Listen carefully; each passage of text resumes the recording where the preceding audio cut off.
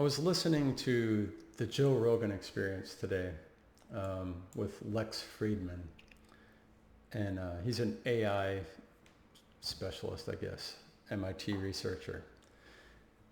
And their conversation went, different over different areas, more than just AI. But one of the things they talked about was Twitter and social media in general, but specifically Twitter and the algorithms that Twitter was using to try to filter content or ban users or what have you. And I've heard Joe say this before, that he believes that Twitter is biased against conservatives, and they may well be. I didn't hear Lex's take during this conversation, but they kind of went into the AI and how, there was a lot of room to grow if they were going to use these algorithms to try to filter this content. And of course, I made a video just a week or so ago called Twitter Self-Regulation. And it would, just like this video is going to be it's kind of off the cuff. I don't like to make even an outline of what I'm going to say. I just have these thoughts and I like to kind of try to ramble. But my idea was that Twitter would police itself, and the users of Twitter could report to agencies that they want to associate with that would help them filter their own Twitter feeds if they wanted to. If you didn't go to any of these agencies, you would just be open to every tweet that's out there. If it's directed, or you subscribe to somebody, or somebody sees something that you're tweeting, they can reply to you. It can be completely open.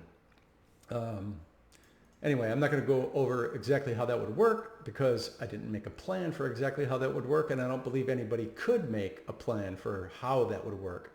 But just giving agencies, is what I call them in the video, the ability to filter or promote, filter out or promote channels, or not channels necessarily, but accounts. And I believe that's the solution to Twitter and these people that claim their sensibilities are being disrupted by seeing these awful tweets. But anyway, so Joe and Lex were talking later on in the video, after they had talked about Twitter.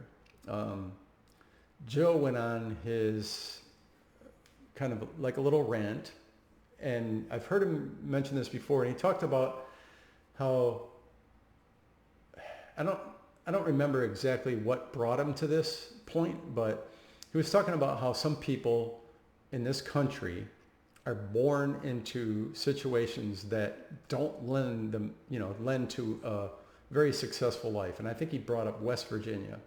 And he talked about how people were there in West Virginia. They're born into a situation where people around them are, doing freaking drugs, and, they're just in all bad situation. You could say the same thing for different countries, but concentrating on simply the United States, you could say the same thing for maybe some inner city children that are born to maybe a single parent home, or, that where the single parent isn't exactly doing the best job of raising the child. You could go into all kinds of things. Well, Joe's premise was, you can't just tell these people to pull themselves up by the bootstraps. And what we had to do is concentrate more on those people. And when he said we need to concentrate on them more, he didn't necessarily say the government needed to, but I believe that the way he came across to me anyway was that's where we should spend more money from the government to help these people out. Well, much like the Twitter scenario, There is way too much content on Twitter. I mean, that's Twitter. That's not real, everybody in the United States that's living has a life. Not everybody in the United States has a Twitter account. So managing Twitter would be easier than managing all of the people in the United States. So much the same way that I propose Twitter self-regulate, come up with ways to solve problems.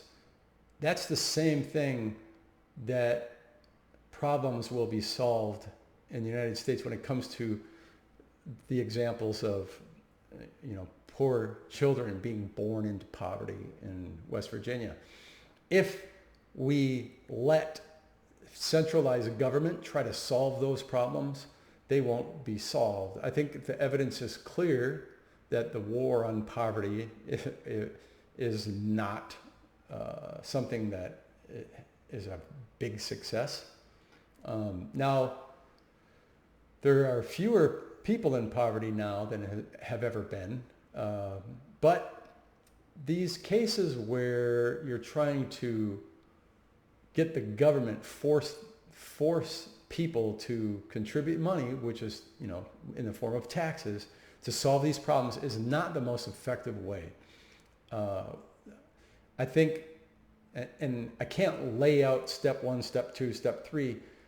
All I know is it would be better to unwrap some of these government programs that allocate money to solve problems. And as long as those problems remain problems, that money will keep coming. It's not a very big incentive for the people that are in charge of those programs to actually solve the problems. So just imagine the most extreme example of trying to unravel the tax code. And let's just say we will not have any taxes anymore. That's the extreme, okay? And I'm not necessarily advocating for that. I'm just saying, take that extreme example. What would happen? Now, a lot of people would say, well, people are going to starve and people won't have education because we use that money to educate people, and the list goes on, and all the programs that are out there. But the thing is, those things would still be a need. There would still be a need for all of those things that are currently funded. Department of Education goes away, doesn't mean people aren't going to get educated. It's just that there are going to have to be people that solve those problems without the force of government doing attempting to do those things. And I would argue not the best way. They're not doing the best job of educating through I think a bureaucracy that's in charge of the entire thing, or top-down government, is not the way to go. But what would happen is some of the things that are not really a need, but are just part of the gravy train, they would just go away. And what would happen is there would be problem solvers that would figure out ways to more effectively, bring these services that are currently done by government, and they would actually be way better. So anyway, I think when Joe Rogan talks about these things, he has good intentions, but he always often looks at the government as being the provider of these services. Whenever he talks about teachers, he says, we don't pay them enough. We don't pay them enough. Well, maybe we don't pay them enough because it's the government that's doing these things. Maybe if we did away with these forced, maybe even compulsory education, if we just let the market drive education, then teachers would get paid more. But anyway, I just see a parallel, and I'm sure that I will probably revisit this again in another video, but I really think that there's a parallel to be drawn between the whole Twitter and how you solve the problems that are currently with Twitter, with people getting banned and whatnot, and the government in the United States, and how one group of people, top down, federal government, tries to be the overseer of this huge country with an incredibly large economy, and it just can't be done that way.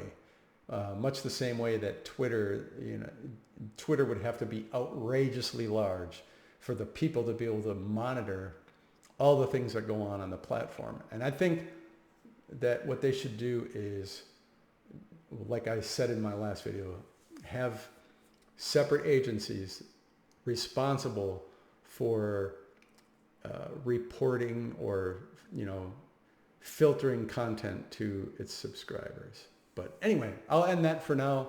I'd like to hear what you think. Please thumbs up this video if you like it. Leave a comment, subscribe to my channel. I'd love to get some dialogue going with some people. Until then, I will talk to you next time.